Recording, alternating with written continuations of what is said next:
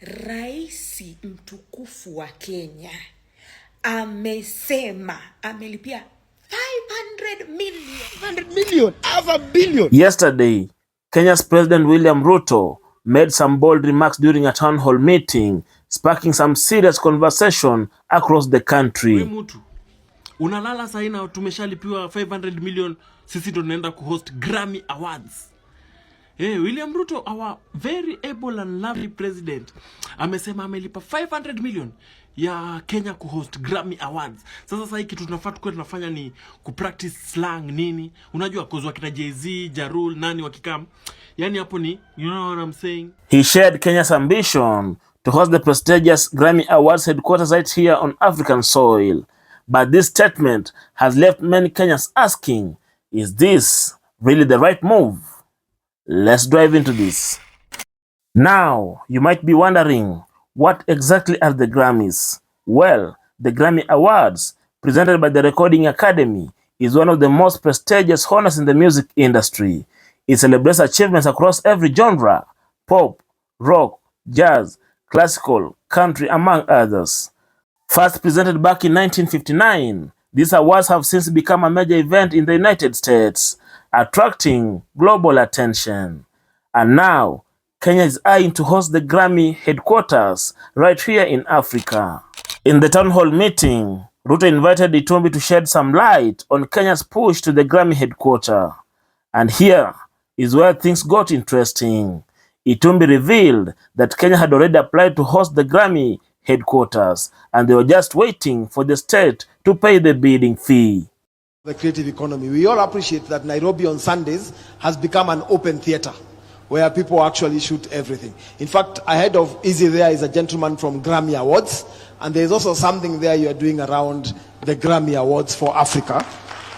And you have actually instructed the State Department to pay so that then the Grammy Awards can be hosted in Kenya. There are a few things to unlock, and this gentleman has an appointment with you this week to unlock that part. So on that part of commerce, we are not only interested, but we are actively playing a part on it. Finally, the president has already given instructions, and I've written to you a letter from our Office of Creative Economic Coordination for us to begin bidding for the World Creative Economy Conference in 2027 to become the first African country to bring the world sector here, because that will unlock the entire creative economy.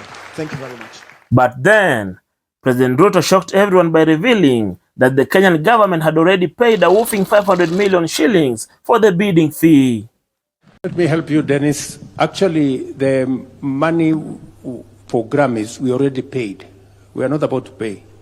We already paid 500 million shillings towards that, and I'm sure the gentleman from Grammys can confirm that that is the direction we are going.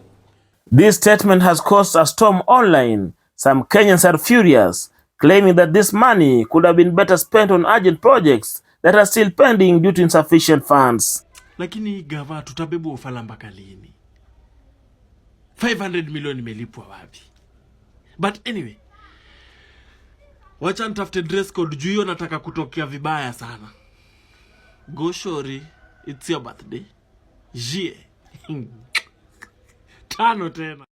One Kenyan pointed out that we have intern doctors who are suffering, and that 500 million could have been used to address their issues or improve the healthcare system. Can someone tell Ruto to keep quiet? This man doesn't even know when to talk. The more he talks, the more we get agitated and irritated. Intern doctors wanakufa juu ya njaa. They don't even have 100 bob kununua tokens. They are working 17 hours, 7 days in a week. Wanalala 2-3 hours, wakonja, wanakufa. Alafu unakuja kutuambia ati umetenga $500 million ya Grammys. Grammys zitadunga watu nini? Dawa za pressure ama dawa za sukari. Zitalipa interns wetu. By the way, Kasongo, the more you talk, the more we get angry. Learn from your predecessors. When things went south, walikuwa wananyamaza. Learn to keep quiet. Nyamaza. Learn to not speak. The more you speak, the more we get agitated. Kuongea yako is no longer charming. The more unaongea watu wanasikia kutapika. Even Mumias East MP Peter Salasia could not hold back his laughter. He called the whole thing the joke of the year. Haki ya Mungu mimi najiuliza, nasikiza tu story hapa ya Grammys ya kuhost wa kina Bana, kina nini, sisi watu wa Afrobeat. Okay, anyway. Mimi najiuliza Grammy Awards. Mimi najiuliza Itumbi alisema that he was not even sure. I was listening to what Itumbi was saying. Because Itumbi doesn't know that 500 million had been paid. But President says that, for your information, we have even already paid 500 million. Kwani, let me ask you, hii pesa 500 million, who budgeted for this money? It's almost a $500 million. What is the work of the bunge? What is the threshold ya kupitisha to commit the Kenyans money? Where was this budget for this money? Because I still believe that this money could have been have come through the committee and discussed so that they can be committed. Because $500 million, do you know how much $500 million can do in this country? Bohongo Stadium only needs about 100 million, and it will be okay to host AFCON. Our airport has been closed. The Kakamega airstrip has been closed just because of small maintenance that needs about like 100 million, or even if it's just to do it some small. It has stopped. We can't go through there. You have to go through the Kisumu, and then you stand and say that, for your information, I've already paid. Maybe na hii ni kipindi ingine hatari sana, and there is a lot of wash in this government, I think so. Others argue that Kenya simply doesn't have the capacity to hold the Grammys. Penye tutahost Grammys, tunaweza tukahost wapi? Which arena do we have that we completed?